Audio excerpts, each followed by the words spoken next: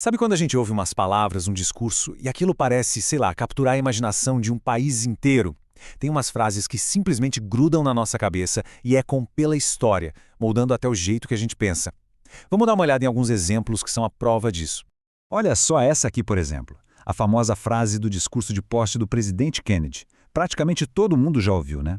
É muito mais do que só palavras bonitas. É um chamado à ação que virou um ícone, que definiu uma época e inspirou um sentimento de dever cívico em muita gente. Ou que tal o juramento de Abraham Lincoln em Gettysburg? Em pouquíssimas palavras, ele conseguiu definir a essência da democracia para várias gerações. É aquele tipo de frase tão fundamental que se ensina nas escolas até hoje. E claro, pulando para algo bem mais recente, esse é um mantra político que se tornou super presente nas últimas décadas. Muita gente acha que é novo, mas a origem dele na verdade vem de um discurso do Ronald Reagan lá em 1980. Isso mostra como as ideias podem ser, digamos, recicladas com o tempo. E aí a gente chega na pergunta de US$ 1 milhão.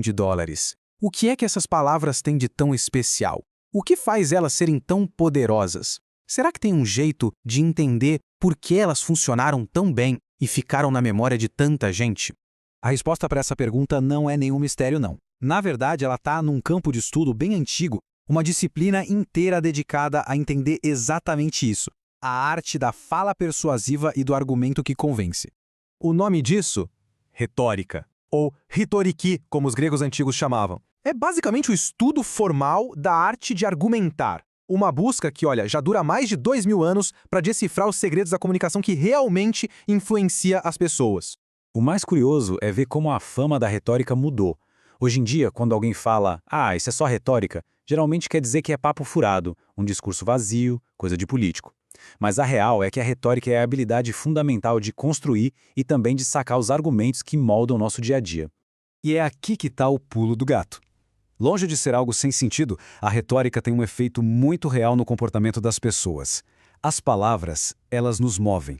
Elas nos levam a tomar decisões, desde o que a gente compra no mercado até em quem a gente vota. Podem até decidir se uma nação entra em guerra ou não. Para a gente entender de onde vem todo esse poder, vale a pena fazer uma viagem rapidinha pela história dessa disciplina. As raízes dela são profundas, sabe? Atravessam séculos e muitas culturas diferentes.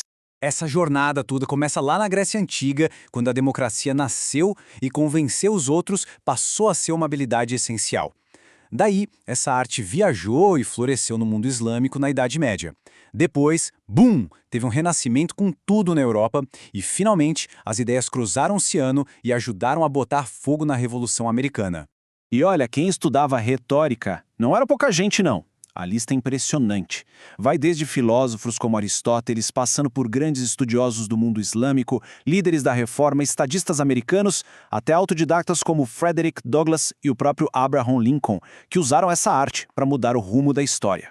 Ok, vamos dar um salto no tempo e voltar para o nosso dia a dia, para ver como essa arte tão antiga é na verdade mais relevante do que nunca no nosso mundo de hoje. É claro que hoje a gente não anda mais de toga nem peruca empoada, mas a ideia principal, nossa, ela continua mais viva do que nunca.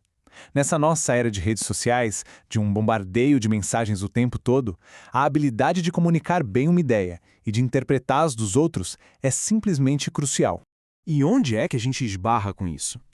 Literalmente em todo lugar. Pensa bem, no trabalho, na escola e, claro, nas redes sociais o tempo todo. Em discussões sobre a cidade, nos debates políticos e até naquela conversa na mesa de jantar. A gente está sempre usando a arte da retórica, muitas vezes sem nem perceber. Tá, e daí? Qual é a grande lição disso tudo? Por que, afinal, entender de retórica é tão importante? É que a história da retórica é, no fundo, a nossa própria história. Esse slide mostra um ponto fundamental. Apesar dos primeiros exemplos serem de um lugar específico, os conceitos, eles são universais. Eles valem para todas as culturas, todas as línguas. Isso faz da retórica uma ferramenta que qualquer um pode usar em qualquer lugar. E, para fechar, fica uma provocação. Agora que a gente entende um pouco mais sobre o poder da persuasão e do argumento, a pergunta que fica é: qual argumento tem o poder de mudar o mundo à nossa volta?